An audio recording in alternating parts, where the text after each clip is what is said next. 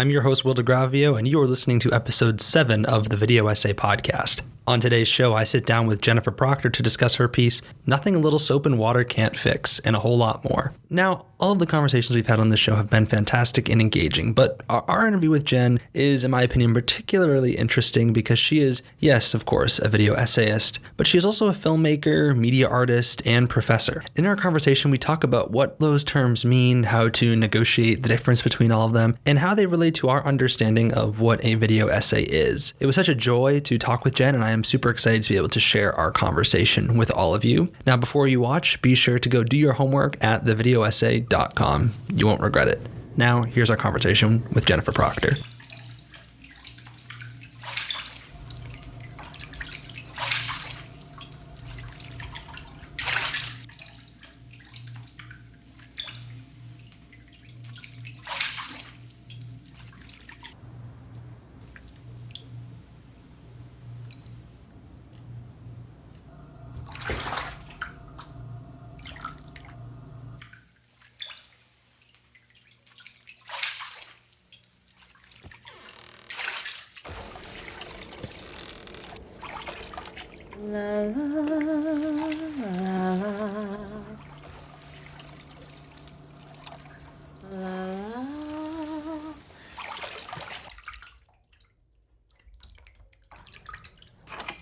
And now we come to the interview portion of our show where we are here with Jennifer Proctor. Jen, thanks so much for being on the show today. How are you doing? I'm great. Thank you so much for having me. Pleasure's all mine. Pleasure's all mine. And my first question, I'm gonna toss this question right at you, and I'm gonna preface it by a little bit of a backstory, and that is the name of the show is the Video Essay Podcast, and I labored over that name for so long because I didn't want to feel it limited to the term video essay, right? And this is something I brainstormed with people about. I sent a bunch of names to Katie Grant, and I was like, what do you think? And we ended up being the Video Essay Podcast because it just seemed to be the most clear, example. But I don't know if you are exactly a video essayist. I mean, you are, but your website describes you as a filmmaker, as a media artist. And so my first question is, how are we to negotiate those terms? And I guess broadly, what do you consider yourself? Yeah, I mean, that is the question. And I think that I've always thought of myself as a filmmaker first, and my work very much draws on the traditions of avant-garde filmmaking, even when I'm working with found footage to advance some kind of critical argument about cinematic language. But what I've appreciated is being kind of drawn into the folds of this burgeoning form of video essayist scholarship, even though my video essays kind of function more as traditional films, if I can call the avant-garde a traditional form. But they're not sort of explicitly scholarship in the way that some other video essays are that have emerged with journals like In Transition. So I don't know that I would call myself a video essayist either, but my work is definitely engaging with some of the same issues. It's just doing it in a little bit more of an implicit way, and in a way in which the films can function in a film festival, just as easily as they might function in a scholarly conference or something like that. So I've been very appreciative of those who have been sort of carving this path for video essay as a scholarship, that they've included work like mine in that, into the fold, even though it might not look exactly like scholarship to other folks. So I don't have a good answer for it, except to say that these boundaries are still being defined, and I'm appreciative that my work is inside those boundaries for the video essay, at least at this stage. I guess my follow-up question to that is that you are also an academic, but if I understand your bio correctly, you started more as a filmmaker, you have an MFA, right? And so how does being a filmmaker inform the way that you think about your work specifically? And I know it's hard to psychoanalyze other video essayists and how you may differ in your approach to theirs, but is there anything that without knocking people who make video essays that don't have an MFA, is there anything that perhaps maybe is there anything like maybe is distinct about your creative approach and how you go and set about working on a project? Yeah, that's an interesting question too, because I think in some ways, we might be thinking about our audiences in slightly different ways. So I am thinking about an audience that might not be engaging with my work on quite the scholarly level that folks who are making more, I don't know what kind of language to use to talk about this, but the more traditional kind of scholarly video essay, even though there's not a tradition really yet of that, but that we might be thinking about audiences in different ways. And, so part of what I'm really thinking about a lot is affects, and how do I get my argument across, not just in an analytical or scholarly way, but in a way that makes people feel a certain way, or that kind of sutures them into a narrative experience, the way a typical spectatorship position might do in watching a film, as opposed to a video essay in which you have like a voiceover, or you have text on screen where you're expected to engage with it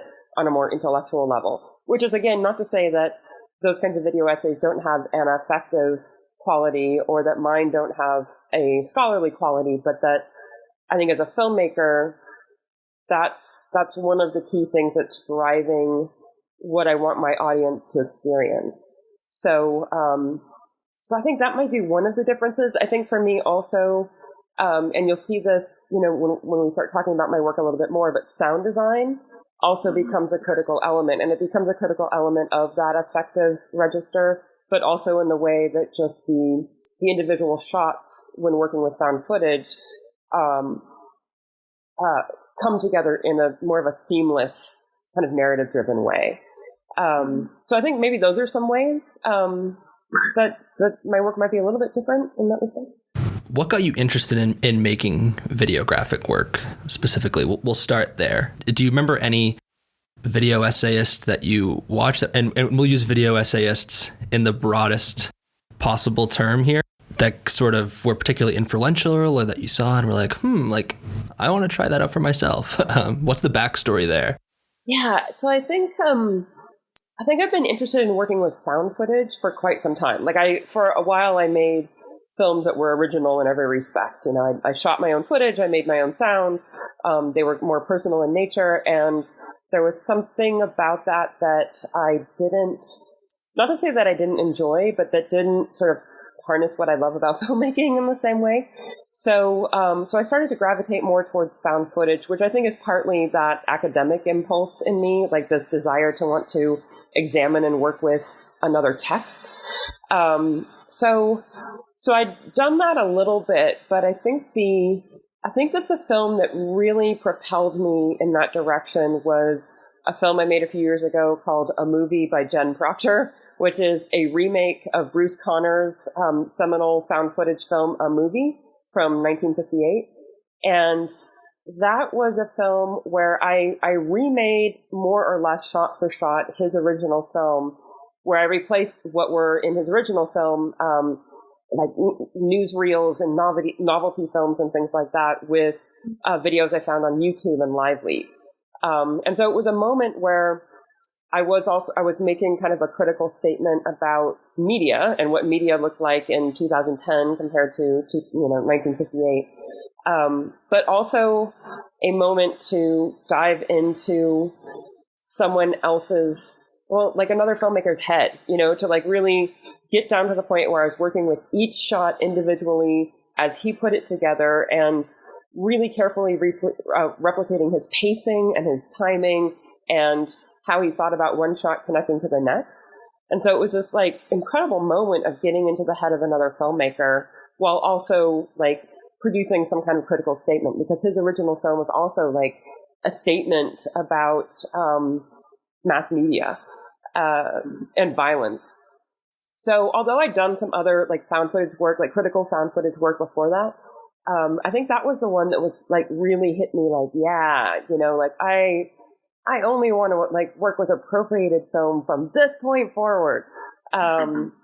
So like I think that fits into the realm of like this, kind of a scholarly video essay, again, even if it's more implicit than it is an explicit work of scholarship. Mm. That's fascinating. And so when I don't know how to put this, and if I'm just pulling this out of nowhere, feel free to just shoot it down, because this is totally off the hip here. It sounds like what I'm hearing you saying is that what excites you about the type of work you're making is seeing about how you can take a media object and kind of transform it, or to kind of, as you just said in a movie by Jim Proctor, kind of do it in your own way, or there's a technical interest perhaps, whereas maybe some other video essayists may be interested in genre or a specific film, or a moment in a film, or a filmmaker. Do you think that's informed by your interest in the avant-garde and experimental filmmaking and found footage, or am I completely making that up? Because it seems like, yeah, go ahead. No, I think that's pretty spot on. Yeah, I think that there's going to be probably certain considerations that drive what I'm interested in that are going to be different from other video essayists, or that that there's going to be topics that other video essayists want to work on that just wouldn't be appropriate or even possible working in this sort of avant-garde, appropriation, deformation kind of mode.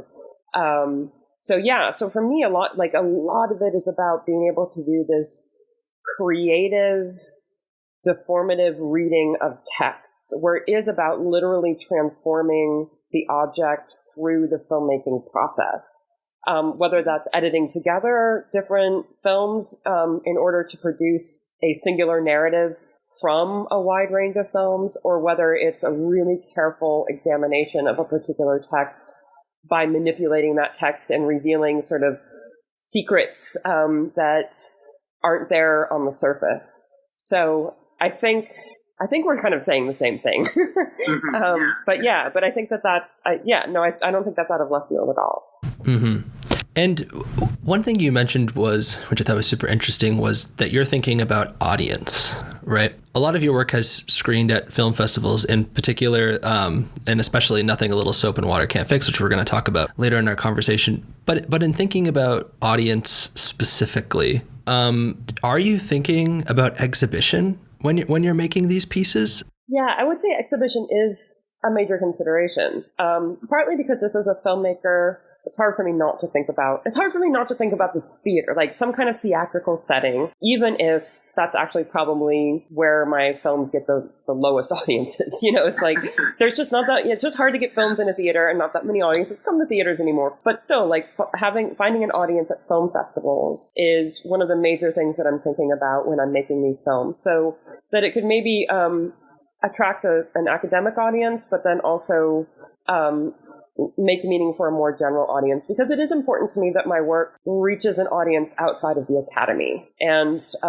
if I'm going to make films that are advancing an argument and that are ultimately supposed to be somewhat activist in nature, I don't want to just be sort of, preaching to the converted or speaking inside a bubble. I want to be able to reach broader audiences that might have some kind of even just little tiny awakening from seeing this kind of work. That said, I think knowing that there's new avenues for this videographic work to find audiences, even if that's online through something like In Transition, the journal, has enabled me to take risks and make work that I might otherwise not have devoted the time to, because I didn't think they would find audiences at festivals, or that they just wouldn't even get through the festival gatekeepers to even get programmed at festivals. And so one of my recent short videos, Am I Pretty, is an example of that, where this is a film that appropriates the audio of teens and tweens who uploaded videos to YouTube, asking YouTube audiences to tell them whether or not they were pretty. And it's kind of a compilation of a series of those voices. But the image is basically just a pink screen. It's like a screen that changes a little bit of color. So it's extremely minimalistic on screen, but still a film that's meant to be seen. But it's been a hard one to show in festivals. It's not a kind of your typical festival film. So that's another moment where I was really excited and grateful to have that piece included in Transition, so that it might find a different audience that it can't find in these more traditional theatrical kinds of settings. Absolutely. And that was published in the most recent issue, or the second most recent issue, I think, issue of In Transition. So we'll definitely link to that. I think it was 2 issues ago on our website. In the last episode, we interviewed Adrian Martin, and he talked a little bit about how found footage filmmakers, right? There's like, you obviously know way more about this than I do. I don't really know nothing about the history of this, but he shared a wonderful anecdote or visual, I guess, of found footage filmmakers like going in rubbish bins and trying to find like bits and pieces of film and then like using that in their work. For you have unlimited material online, which must be liberating in some ways, overwhelming in another. So how when you're going and starting on a project, how do you begin and just from an organizational level, how do you manage that? Yeah, so I definitely set myself up with some constraints and parameters so as not to get overwhelmed. And it's interesting that it's true, like early found footage filmmaking was literally about found footage, like stuff that you might just stumble upon or you found in, like a garbage bin or whatever. But now it's really more about searched footage, right? Like footage now there's so much out there that it's not a question of me generally stumbling upon something. It's about me forming an idea using a keyword and then just searching down the thing that I need, because it's going to be rare that there's not something online that I can't find.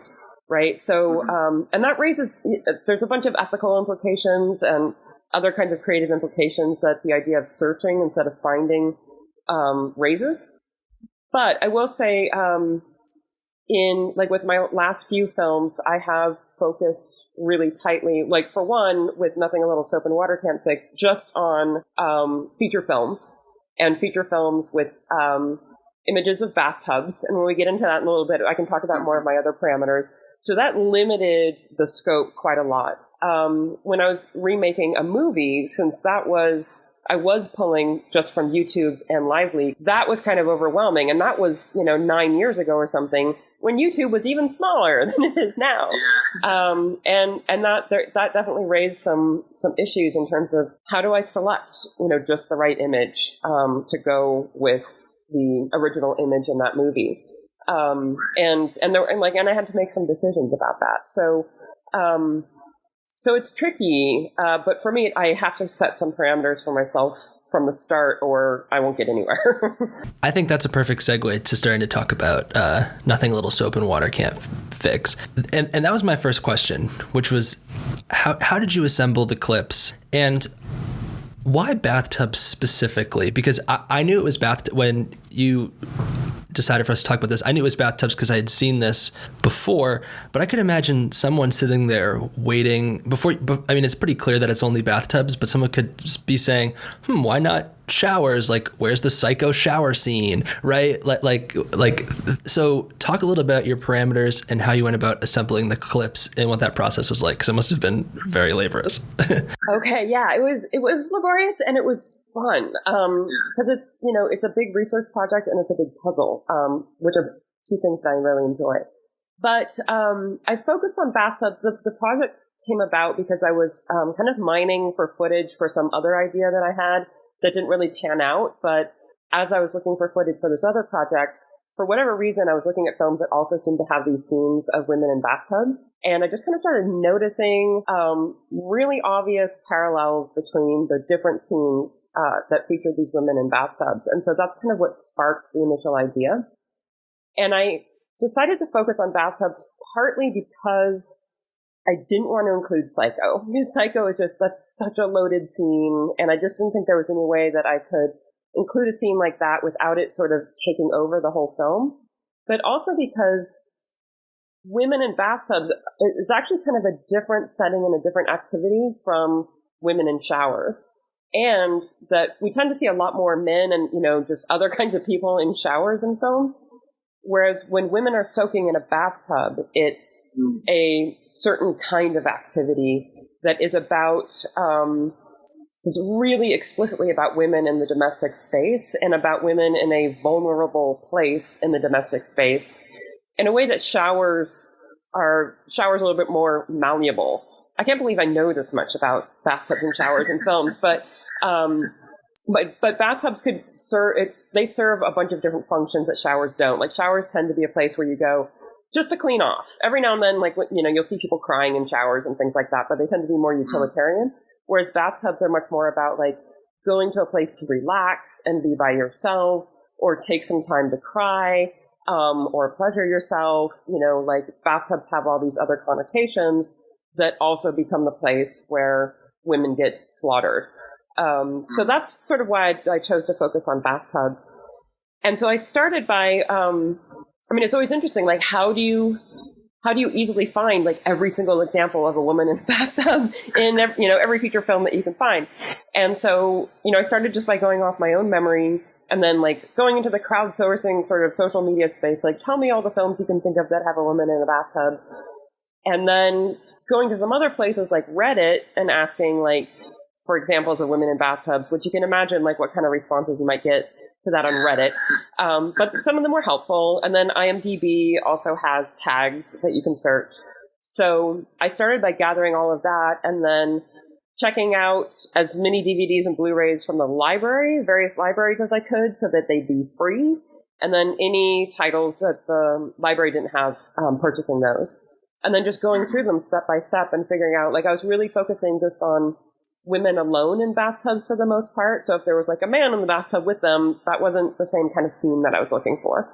So going through, ripping all of those, and then once I had everything ripped, going through each scene and sort of tagging the scenes for specific topics. So, it might be like drinking wine in the bathtub, shaving in the bathtub, washing in the bathtub, crying in the bathtub, and breaking that into different categories so that I kind of knew how the narrative was going to fit together.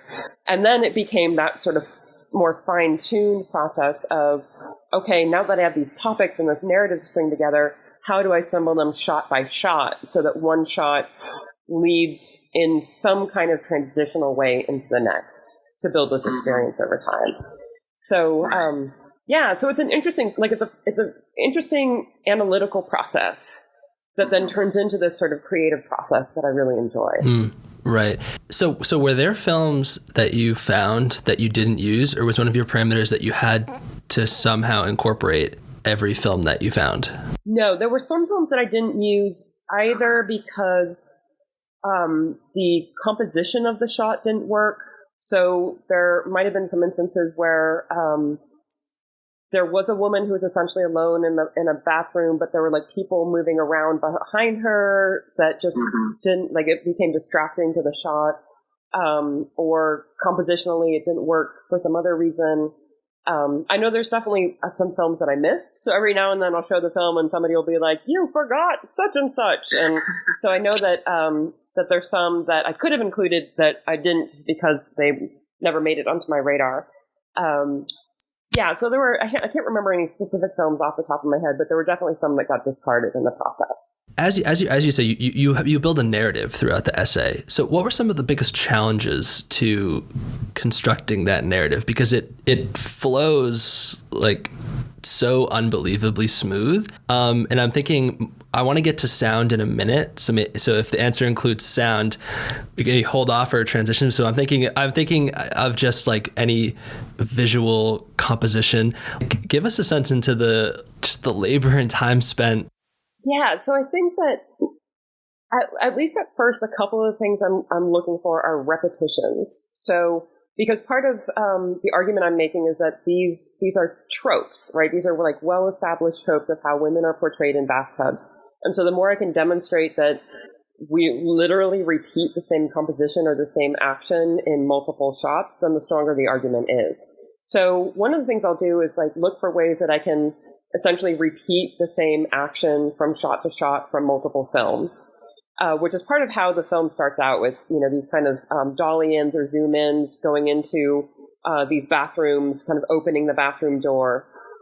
And then other transitions I'll look for are matches on action. And that's where you really start to create a suturing between shots. So if you have the shot of a character from one film starting to step into the bathtub, and then you can finish that action of a different character stepping into a different bathtub from a different film, then that creates that sense of continuity editing that makes it feel like it's a narrative, that makes it feel like these are all actually the same film, which then has this additional argumentative effect, or persuasive effect.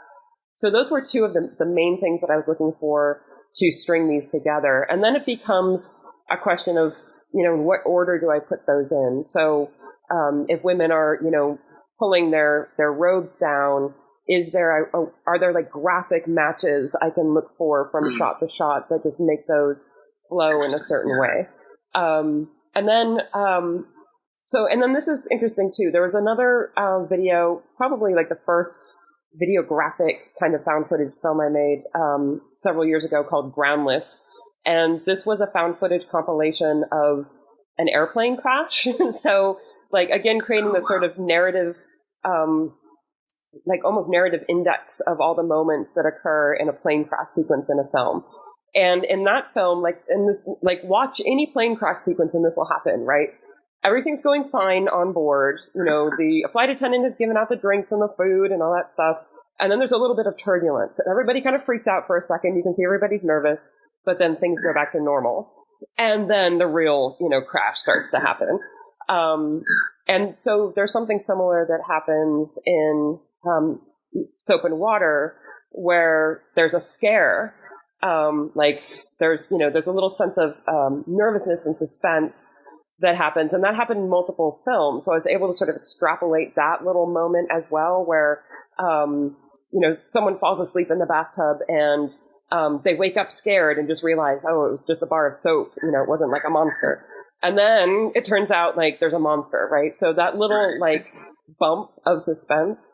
So that was also a part of thinking through the narrative structure, is acknowledging the way that narrative kind of works, that then just turns into this wholesale, intensified, just over the top kind of slaughter towards the end. Which again was like, and that was something too that I had to really think through, like how gory do I allow this to get? And I just kind of took it there. Like, this is what's in those films, right? We literally have a woman whose face is being, like, split apart. And so I'm going to go ahead and include that in there to demonstrate, like, this isn't just me being over the top. This is in these films. And one of the things that I was struck by was the sound design of the piece. And I really want to dive into that. It's quiet for most of the essay. And I guess I want to know everything about the sound design. But my first thing is how did the sound inform the narrative? Yeah, so it was super cool. And this is the first time I've worked with an outside sound designer. And Cecil is awesome and he's the best. And so I was so happy to have him on it. And so what I did was really a first pass at the sound. So I went in and kind of like replaced the sound where I wanted some other sound to be, and then really identified where I wanted to maintain the original sound and put in, some transitions and things like that.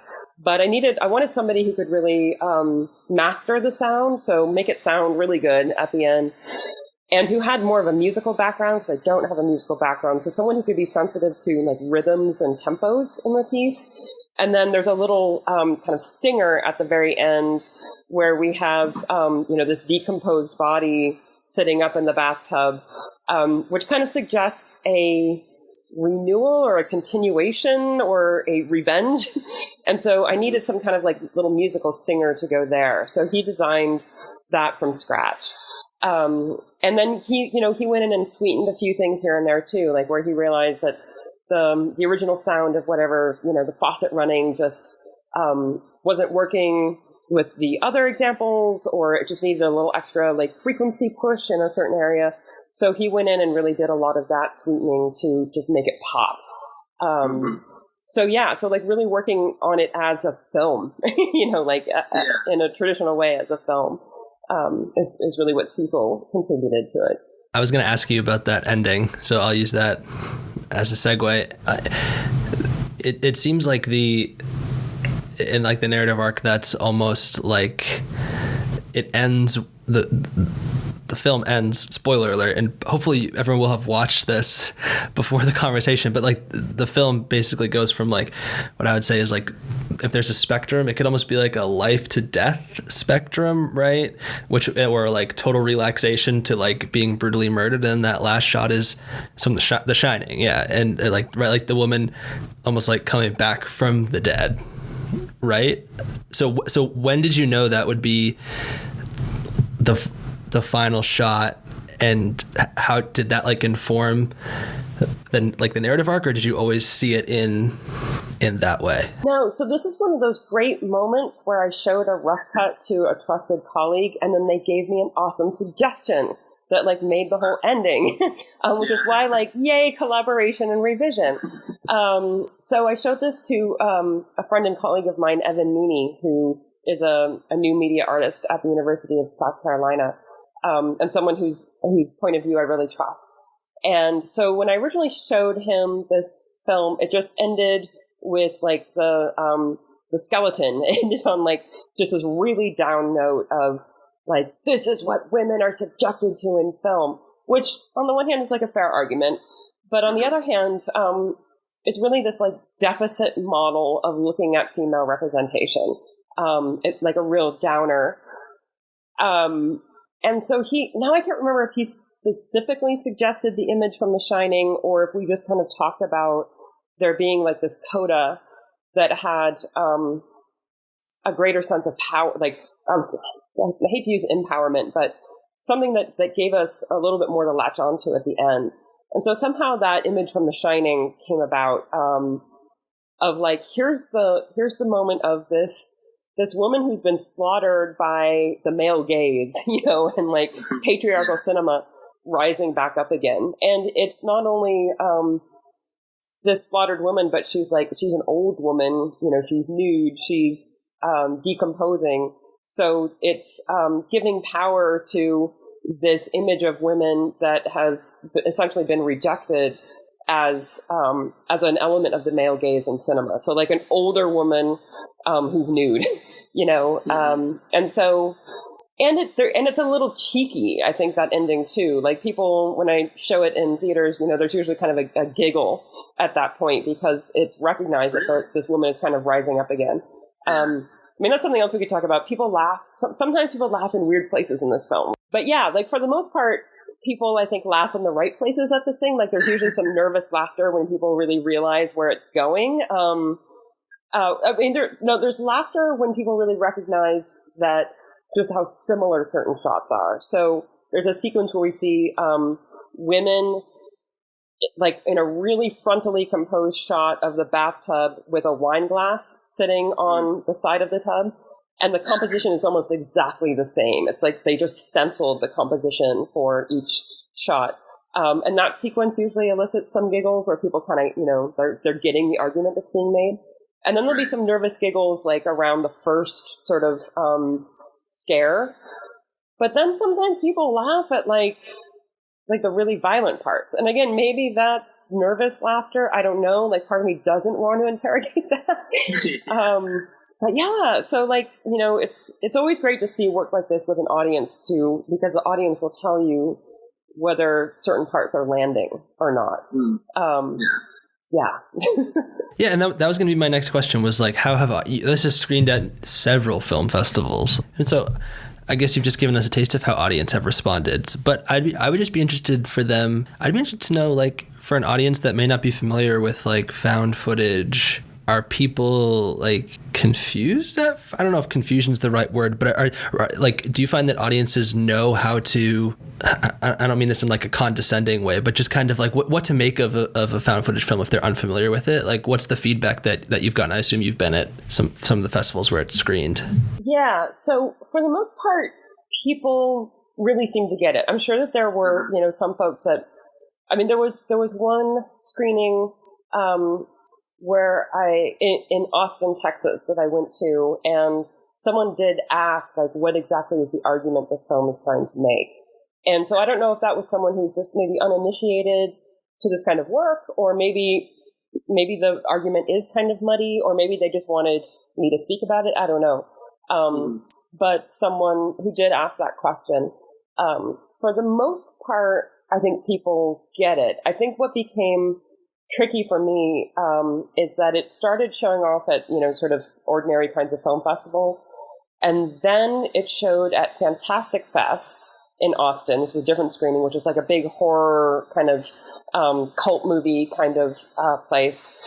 And then a whole bunch of horror festivals, I think, look and see what's screening there and then approach people to share their work other places. So all of these horror-oriented film festivals wanted to show this film. And that's where I started to have some trepidation of, are those audiences going to get that this is a critique? Or are they going to see this as like some like celebration, like pinnacle of watching women die, and sort of revel in that? And I don't think I attended any of the horror related festivals. Some of them are like a feminist horror festivals. And so I think those festivals, like those audiences would get it. But I suspect that there were some audiences in this mix that read it in a different way. And I just decided to sort of let that happen in the interest of it maybe reading in the way I intended for most of the audience, but I do recognize that in certain contexts, it could be read against the grain of what I intended. And I don't know what to do about that, but I think it's just an interesting consideration. And is it currently still on the festival circuit? Or I'm just wondering, do you plan to make it like available online, like without the password and stuff? Sort of what's the plan going forward with it? Yeah, so it's pretty much done with its festival run. And my plan right now, which has really just been about finding the time to do it, is to make it available as video on demand. And I've also just made a DVD, which is something I haven't done in years, which I'm going to make for sale as well, because a lot of libraries and institutions like to have the physical media. And my plan is to make these relatively inexpensive, but all of the proceeds that come from selling it are going to go to the Time's Up Legal Defense Fund, which is the defense fund that was set up for women and other people who have been the subject of harassment or discrimination or assaults in the media industries, to help them secure legal defense. So that I hope to do that within the next month or so. Wow, that's fantastic. Cool. So when they please definitely send us the info on when we can buy it online, and we'll share it everywhere. I think we should transition to talking about the quote unquote video essay that you selected for us to talk about. Would you want to introduce it and just kind of say why you selected it for us to talk about? Yeah, so I chose this film Pièce Touchée by Martin Arnold, who's an Austrian filmmaker, which he made in 1989. And I thought it might be interesting to talk about his work in a videographic context, because he's been a major influence on me. And when I look at some of the works of deformation that Katie Grant or Jason Mattel are doing in their work, I think that they harken back to a lot of what he was doing. And he's much more in the vein of avant-garde filmmaking rather than videographic work, but people certainly talk about his work as being analytical. And so the film I chose, Pièce Touchée, is a 16-minute film that is based on 18 seconds of this 1950s B movie that hardly anybody knows about. So it's this really obscure film. But he's taken these 18 seconds and he essentially kind of rolls the image forward and backwards, which is a technique he uses in a lot of his films. And then mirror flips the image in a bunch of sections. And the sound is just the sound in this particular piece is just sort of a consistent, it almost sounds like a scratched record, kind of being played over and over again. Some of his other films really dig deeper into sound design, but I thought this piece was interesting as this work of deformation, because it's also about analyzing or examining a film at its most magnified level, to see what else is there and to see how the manipulation of time can create different meanings or different interpretations or different affects. So there's moments where what in the original film might have been, so we're watching a woman who's sitting in a chair and she's just kind of reading a book, and a man comes in through the door behind her just to greet her, and they kind of they kiss and then walk off screen. So it's a really benign, just kind of boring scene. But he's able to transform some of these gestures sometimes into gestures of malice, right? The way a hand moves towards the woman feels very dangerous, or moments of comedy where they seem to sort of dance with each other back and forth. So it's a way of, again, manipulating the image to see what subtext might be there that we don't see at first pass on the surface. And so I thought maybe I could just briefly read something. There's a nice little brief article about it by Michael Zrid on Senses of Cinema. And he says of this piece, Arnold's virtuosic image and sound editing creates a hypnotically rich rhythmic, visual, and sonic field which lends both grace and savagery to the film's analytical work. And so it's just another recognition that this film is doing this analytical work, even though it's designed in part for us to be experiencing it more as what we might consider part of the tradition of the avant-garde. Absolutely. And it really challenges the idea of the domestic space. And as you mentioned, the whole idea of a gesture and trying to see how gestures and this man-woman relationship by transforming them, it rethinks the way that we think about the domestic space. And I think one of the questions that I had for you was specifically about the sound in particular. And there's a mechanical nature to it, and that makes it seem almost even more menacing. So could you talk a little bit about that, the sound design as well? Yeah, so the sound is just this, there's a sort of a rhythmic ambience to it, I think it's a good point that it sounds mechanical, and of course the film is revealing to us the mechanical process of filmmaking itself, right? And Arnold would have been making this on an optical printer, so he would have been using actual film and running it back and forth through the machine. So it's reminding us that film is this apparatus and that it's a construct and that all of the images we see are constructed. So I think the sound design is kind of reinforcing that. But I think it also adds this eeriness, as you mentioned, to the domestic space, where, again, the woman is sitting down, the man is standing up. So there's already this sort of differential in their stature and their posture, which makes that domestic space feel a little bit, menacing. And a lot of Arnold's work does this. He's actually trained in psychoanalysis. So he's bringing this analytical quality to his work. And if you look at some of his other films like Alone, Life Wastes Andy Hardy, this is actually I think it was a TV show or short films that feature Mickey Rooney and Judy Garland. And he actually retains the sound from those images. So when the footage rolls back and forth, their voices are rolling back and forth. And there's this parts where they sort of, where Judy Garland sort of takes a breath, but he rolls it back and forth so she seems to pant. And it brings out these Freudian, Oedipal kinds of subtexts that are really fascinating just by manipulating mere frames of the film.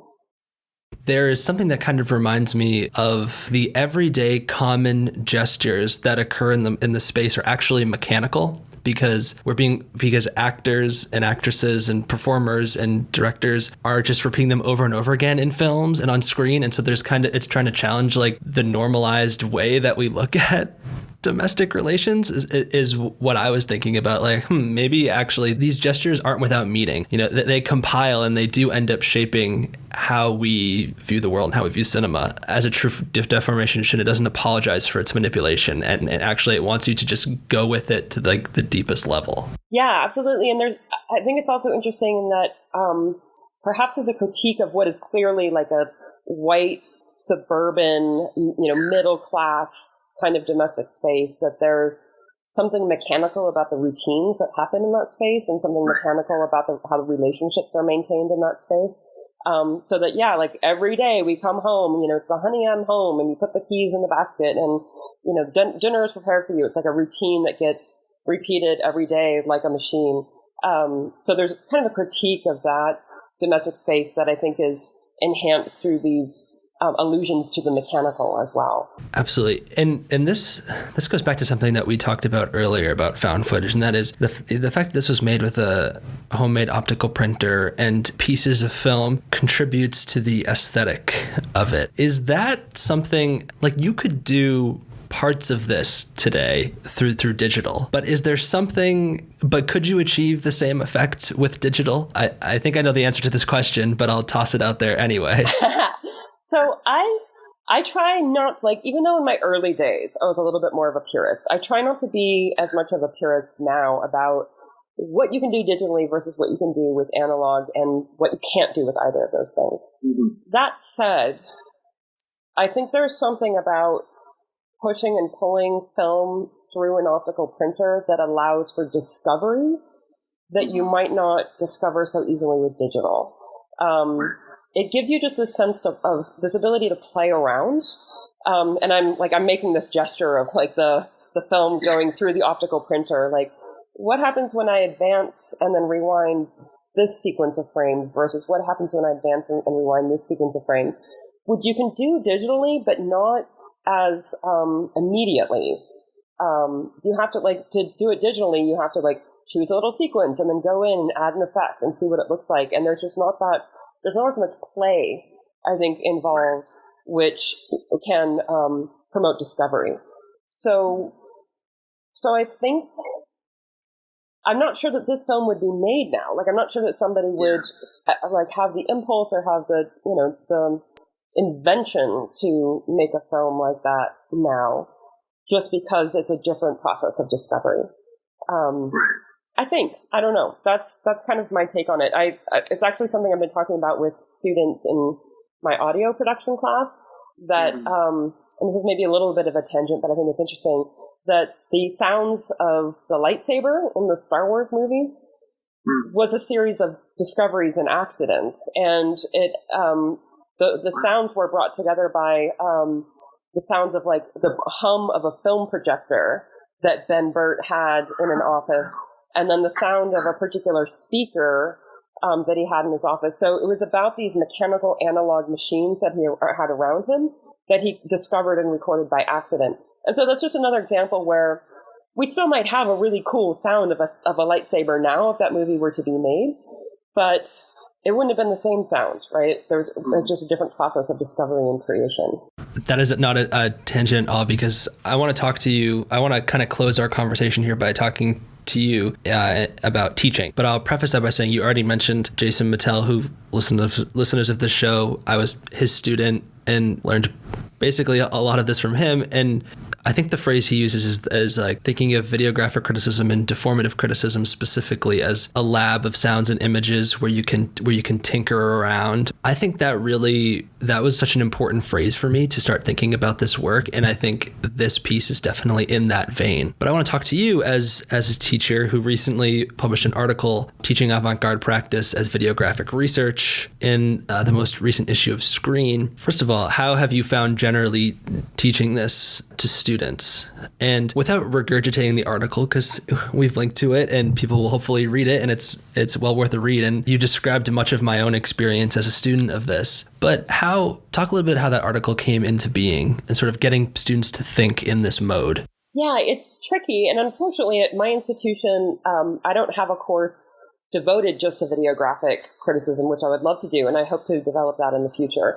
But I do have a course in which we do, well, I bring some elements of videographic criticism into all of my courses, especially courses where I'm teaching film studies, more like the analysis of film, and encourage students to work really carefully with an image.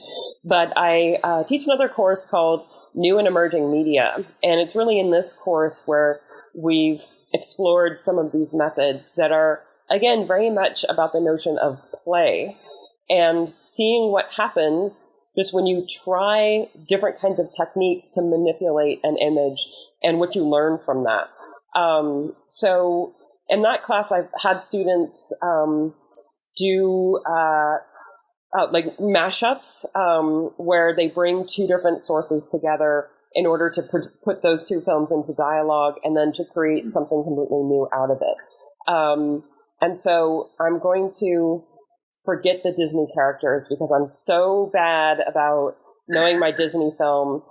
But one of them mashed up Mulan with another Disney princess, but essentially created like a lesbian relationship between these two Disney princesses that were being pressured by their families to get married.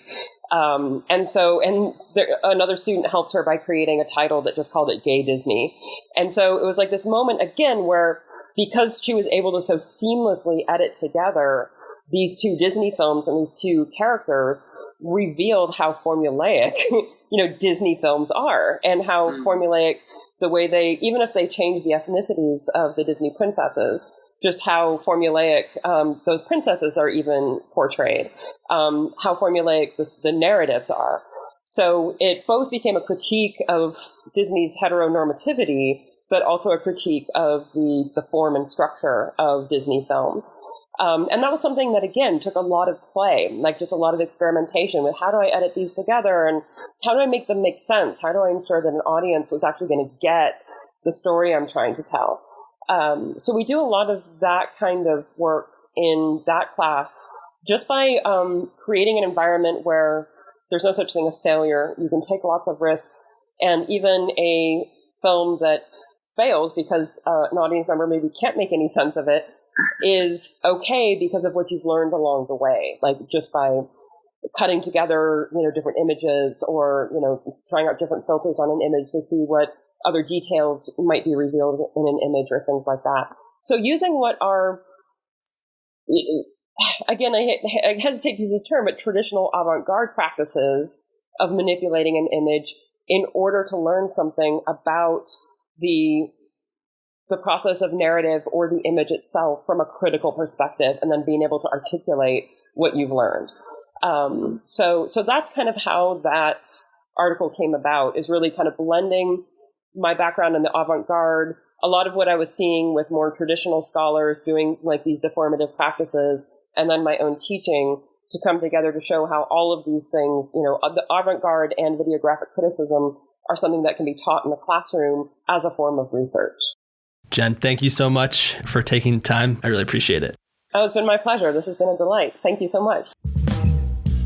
Thank you so much again to Jen for agreeing to be on the show. Our next guest will be Chloe Galberline, whose work we discussed on episode 4 of the show with Grace Lee. Now, Chloe is an academic, has made video essays for Fandor, and is a leader in the form of desktop documentary. I'm super excited to be able to sit down with Chloe and talk about her work and really dive deep into that genre of video essay. You can access your homework for the next show at thevideoessay.com. Again, that's thevideoessay.com. And please also don't forget to follow us on Twitter at Video Essay Pod and like us on Facebook, the Video Essay Podcast. I'd also ask that you please follow us on either SoundCloud, Spotify, or iTunes, or all three. And be sure to like us, give us 5 stars, and leave a positive review. I really appreciate it. Thank you so much, and we'll see you next time. Peace out.